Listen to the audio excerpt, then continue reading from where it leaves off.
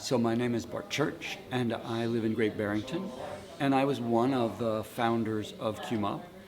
And one of the reasons that I helped to found the organization is when I moved to the Berkshires, I couldn't find any gay men's community at all. No potlucks, no aid service organization, no social organizations of any kind.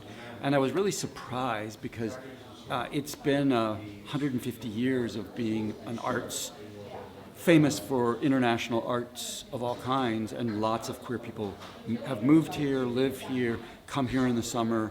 And so I was expecting a big community, and I found almost no community. So we did a meeting in January, almost a year ago, to poll people about what were they looking for in community and how much did they need community. And out of that gathering of about 38 people came 6 events that people did that first month. And they were potlucks and hikes and a game night and a couple of arts and culture outings. And people had such a good time that it grew to now 25 activities every month all over the Berkshires, from northwestern Connecticut at the bottom to all of Berkshire County, and then all the way up to southwestern Vermont, and then the Hudson Valley that kind of abuts up against Berkshire. And we now have regular activities in all 5 of our subregions, and volunteers kind of running things in all those areas. So it's been really exciting to watch it grow and watch the number of volunteers grow and the geographical kind of area grow in a rural area. And most rural areas have very little gay community. And we've kind of broken that model and said, there can be a big rural community and it can be very, very vibrant. And so, we have probably 4 or 5 arts and culture events every month. We have several potlucks every month. We have 4 coffee clutches in different parts every month.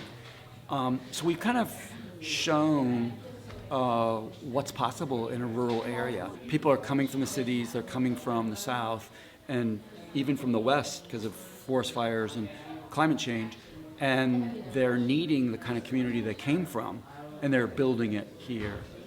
So we're meeting a lot of different needs for men, and we're discovering that it's really important to have a big network of people that know you and care about you, not just your circle of family and friends, because if something happens in your life and you don't have that network of people with lots of experience, lots of skills, lots of resources, you can find yourself struggling a lot more than when you have that bigger network.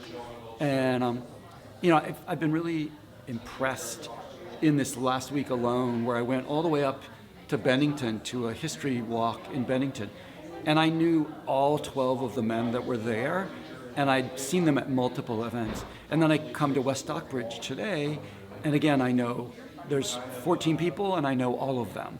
And when I came to the Berkshires 2 years ago, I knew almost no one. So this kind of bringing people together to get to know one another ends up being a really important way of people being healthier and doing better. If they do have a health problem, they've got more people to help them with those challenges. Or if they lose their job, or they just have a dream and want to move towards something new, they've got now a bunch of people that can help them.